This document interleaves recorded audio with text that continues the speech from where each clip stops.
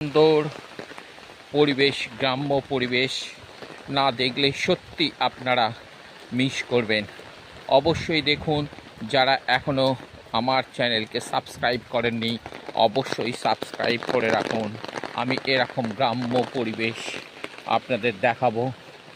এখানে দেখতেই পাচ্ছেন কলা গাছ আছে, কুমড়ো গাছ, এরপরে আপনাদের দেখাবো চিচিঙে গাছ, যেইগুলো আপনারা বলে থাকেন হোপা।